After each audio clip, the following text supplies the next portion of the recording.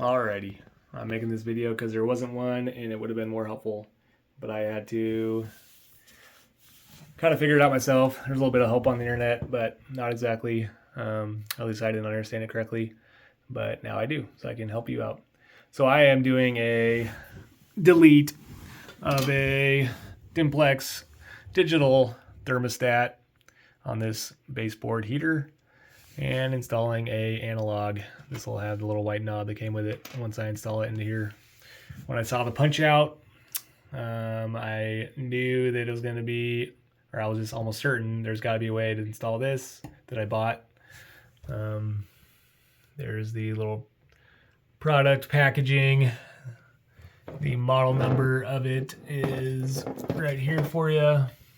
Just a simple Dimplex single pole analog thermostat. I knew when I saw the punch out there had to be a way, and sure enough there is. So I'm going to share that with you.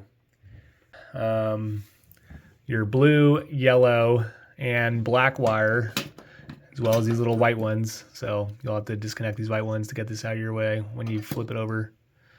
First of all, taking off your side covers, there's just one screw down here.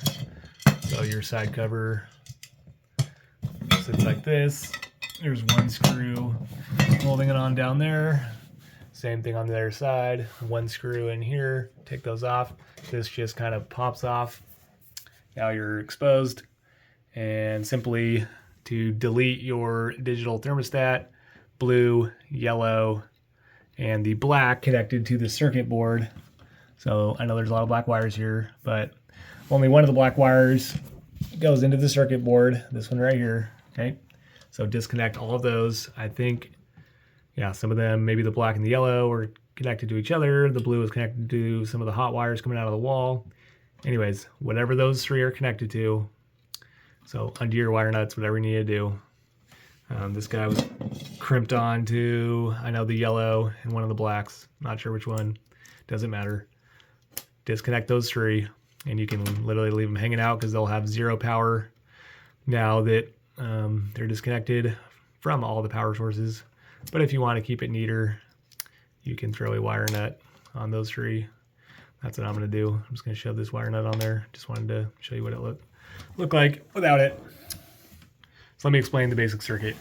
This is a 240 volt circuit. So you got two red wires coming out of the wall, two black wires coming out of the wall.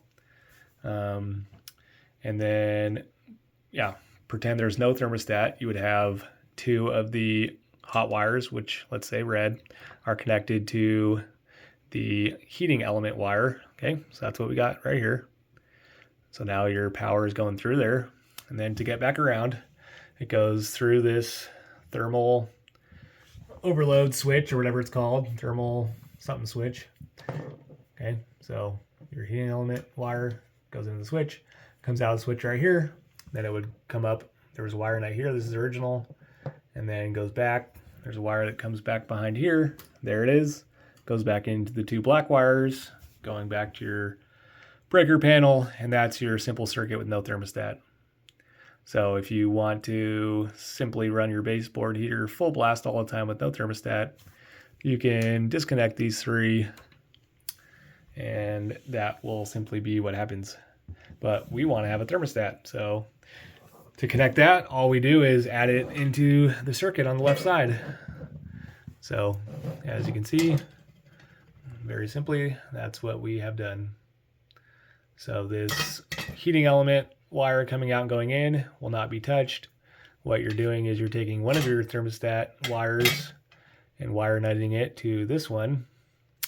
And then the other one, you're wire nutting to this one. So if you didn't have any wire nuts at all, this wire could be continuous going into that switch. But we added the thermostat, so. And like I said, this was already original. So why they don't have it coming straight out into that, I'm not sure. Probably because they know that this will break and someone will want to add a thermostat, so they made it a little bit easier for you. So I have to buy one wire nut and add it. The other one's already on there. So there you go. This should be pretty simple and straightforward. 5-minute video. I'll show you what it looks like. I'll put back together. And there you have it, all back together, clean looking install. So I'm sure this will help you out if you're trying to do the same thing. And last tip, get some thick gloves when you're putting this on or off, because I know from experience, if you jam your fingers up there a little too hard, you can really slice them up, get on those radiator fins. So